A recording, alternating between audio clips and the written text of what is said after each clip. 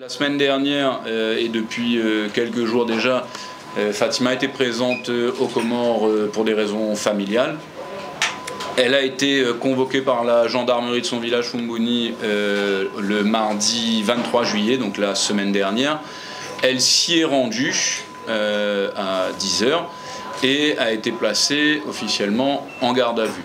Donc le droit comorien dit que la garde à vue dure 24 heures et est renouvelable une fois comme sur le territoire français, sauf qu'il n'y a pas la possibilité d'avoir un avocat. Donc pendant ces 48 heures-là, Fatima a été transférée de la gendarmerie de Fumbouni à celle de Moroni, et à l'issue de ces 48 heures, aurait dû normalement être présentée au procureur de la République des Comores, ce qui n'a pas été fait.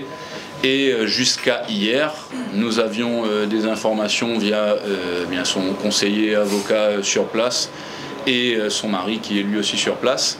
Mais nous n'avions pas d'informations claires sur ce qui lui était reproché juridiquement parlant.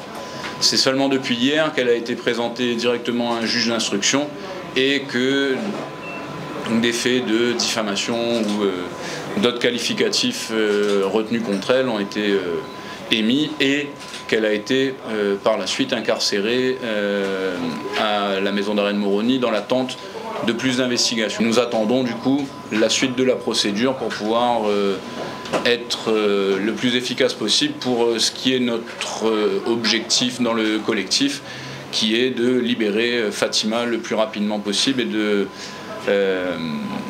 la laisser revenir ici à La Réunion où pas mal de personnes ont besoin d'elle. Ce qui nous occupe aujourd'hui, c'est Fatima, et que quels que soient les propos et ce qu'elle a comme avis sur son pays, les Comores, elle est aussi et avant tout une femme engagée ici à La Réunion, qui va s'occuper dans le cadre de son travail de jeunes réunionnais malades ou en situation de handicap, de jeunes issus des Comores mais aussi des autres îles de l'océan Indien et de l'Afrique de l'Est qui sont évacués sur le CHU ou les cliniques de La Réunion pour les accueillir. On n'a pas envie de rentrer dans des polémiques stériles sans avoir le fond du problème, donc on attend que l'instruction juridique avance, on va prendre le temps ensuite de voir l'évolution de la situation, mais nous ce qu'on demande immédiatement c'est la libération de notre camarade Fatima. Depuis hier il y a eu des évolutions, elle a été incarcérée à la maison d'arrêt de Moroni avec cette fois-ci enfin un motif qui lui a été signifié quant à ce qui lui était reproché. On avait sollicité, et d'autres l'avaient fait aussi, la protection consulaire, c'est-à-dire que le consul de France puisse se rendre auprès d'elle pour s'assurer de sa santé et de ses bonnes conditions d'incarcération. Pour le reste, voilà, on en revient à ce que je vous disais au début, c'est-à-dire qu'elle suit la procédure judiciaire qui est actuellement à son encontre aux Comores et la France là-dessus n'a pas à intervenir et nous espérons que les choses vont se régler d'elles-mêmes d'ici à son départ samedi 3 août pour un retour ici à La Réunion.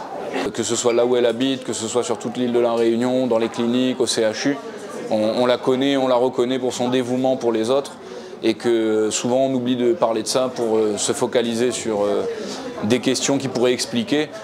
Nous, justement, on voudrait revenir à l'essence même d'eux et qu'on ne pense pas que ça porte préjudice, justement, de montrer que c'est une femme qui est la main sur le cœur et toujours solidaire avec toutes les souffrances qui sont vécues dans le monde et que voilà, on a besoin d'elle ici à La Réunion et que sa libération doit être prononcée le plus rapidement possible. Je suis Julie Pontalba, je suis la présidente du mouvement réunionnais pour la paix. Et déjà, en ce sens, notre engagement dans ce collectif est tout à fait normal. C'est avant tout un drame humain. C'est une personne, une jeune femme, qui est incarcérée. Jusqu'à présent, on ne savait pas pourquoi. Elle a des enfants qui l'attendent, elle a une famille, elle a un travail, qui plus est un travail social. Elle a des engagements associatifs et à ce sens-là, il est tout à fait normal que notre mouvement soit à ses côtés et souhaite sa libération. L'enjeu est d'importance. Nous avons une amie, une citoyenne de La Réunion qui est incarcérée depuis une semaine déjà. Et ce que nous souhaitons, c'est sa libération. Il n'y a pas que les malades qui ont besoin d'elle. Les médecins aussi s'appuient sur elle.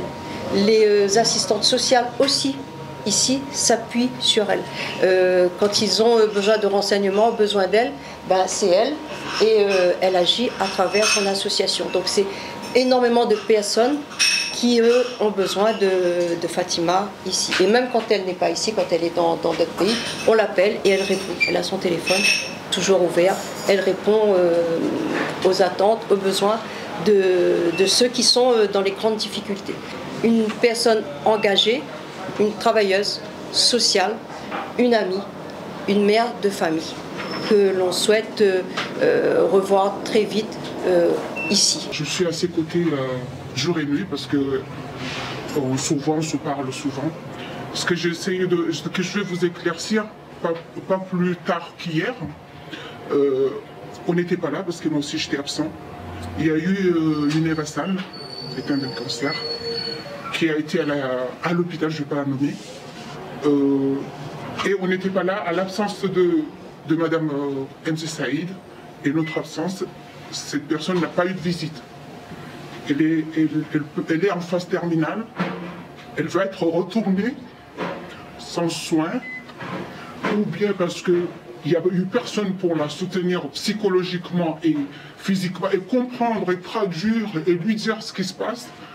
Donc ils ont jugé que vaut mieux qu'elle aille là où elle venait, tout en sachant qu'elle n'est pas de là-bas aussi, parce que pour éclaircir un peu notre association, on soutient tout le monde. Hein. On soutient les Mauriciens, les Malgaches, les Zimbabwéens. On en a un fils, on va appeler notre fils.